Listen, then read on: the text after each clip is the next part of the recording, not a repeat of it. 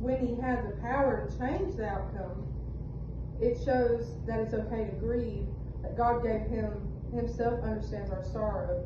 God understands our suffering. And this just short verse speaks volumes. God's not distant or just some uncaring deed. He intimately acquainted with our pain and suffering. When we hurt, he hurts with us. It's okay to validate your emotions, to cry and grieve. Jesus did it and is our perfect example. And in Luke 41 through 44, you don't have to turn there, but you can put it in your notes. It's when Jesus approached Jerusalem. This is another time he wept. As he drew near the city, he saw it and wept over it, lamenting its future destruction because its people did not recognize the time of their visitation. This was a deep sorrow for spiritual blindness and the coming judgment upon his chosen people. And that was just him overlooking Jerusalem as he was, as he was about to enter it. So he's a compassionate, empathetic Savior who isn't afraid of deep emotion and who understands pain and sorrow. A reminder again, God is with us in our tears, not just our triumphs. Now, an incredibly powerful moment. This is one I really, really wanted to share. It's going to be Luke 22, 39 through 45. It's when Jesus is in the garden of, help me say it, Jeff, because I always mess it up. Gethsemane. Yes. Gethsemane. Yeah. So this is where Jesus wrestled with the immense burden of what he knew was to come, unimaginable suffering and pain. Physically and more profoundly, he was about to take on the sins of the entire world and experience separation from the Father. So let's read this real quick. Or not really real quick, but what did I say? 22, 39 through 45.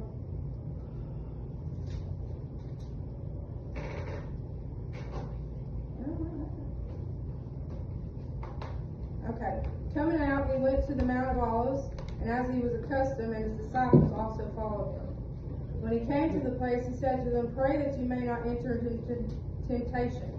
And he was withdrawn from them about a stone's throw, and he knelt down and prayed, saying, "Father, if it is your will, take this cup away from me. Nevertheless, not my will, but yours be done." Then an angel appeared to him from heaven, strengthening him, and being in agony, he prayed more earnestly. This is what I want you to hear. Then his sweat became like great drops of blood falling down to the ground. And when he rose up from prayer, he found his disciples still sleeping in sorrow. And, he talked to them, asking to rise up and pray. Why do you sleep?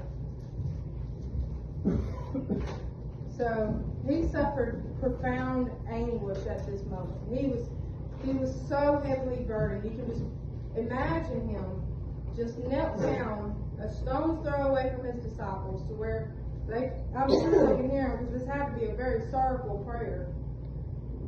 But he was overwhelmed with sorrow to the point of death, it says in Matthew 26. And then in verse 44, what we just read, it says his sweat was falling like drops of blood, or blood falling to the ground, indicating extreme anguish. And pause for a second. This is a fact. This is actually known as hematidrosis. During stress or fear or profound agony, or during a fight or flight situation. Hey, Ashton, I haven't seen you in a while.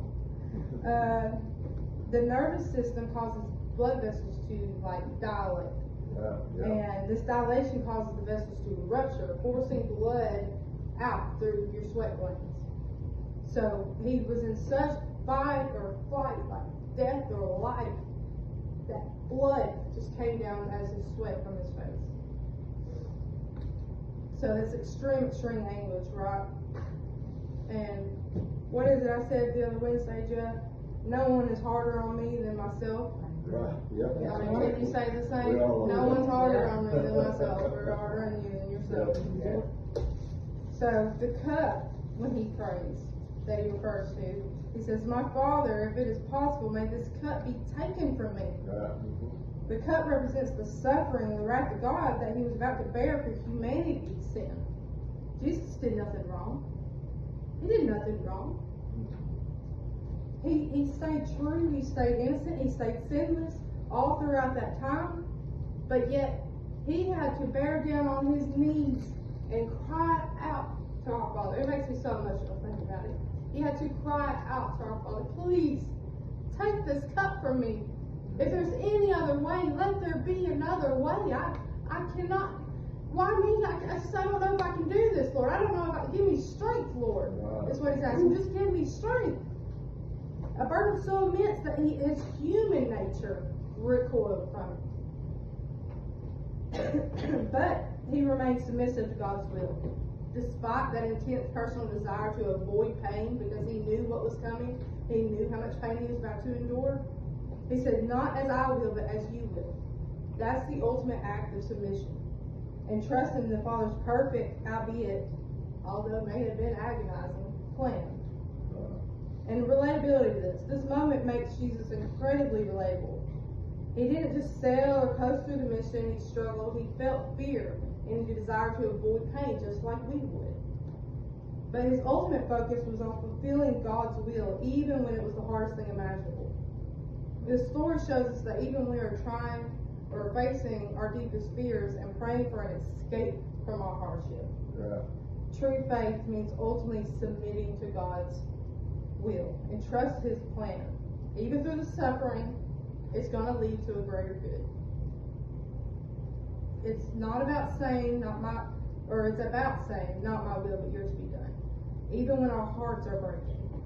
And that speaks truth. When our hearts are breaking, it's so hard to just say, okay, we'll do it your way. Sometimes, for me it is. Like, I'm very stubborn and I like to have control. And for me to just submit it all and say, let your will be done, not mine, it's very hard for me. It's very hard to just let it go. But it speaks truth that when our own hearts are breaking, we must submit to God's will be done.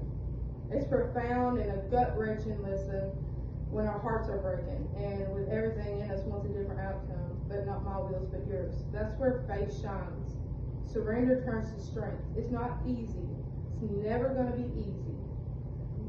But in those moments of submission, that we find a deeper peace even amidst pain because we're aligning ourselves with the one who knows the end from the beginning from the end. Right. And ultimately works all things for good for those who love him. Romans 8:28. Most of us know this verse. Love. It's a great one, you know? Yes. We know that in everything God works for good with those who love him, who are called accordingly to his purpose. Woo. It's a constant process of letting go and trusting. You got to continue walking that path with courage and honesty. Keep leaning into him, especially when brokenhearted or spiritually crushed. He's right there with you. Okay, I'm in, got one more. Psalms 34, 18 through 19. I'm going to turn to, you don't have to because I'm going to read it. But just to make sure I am correct on it.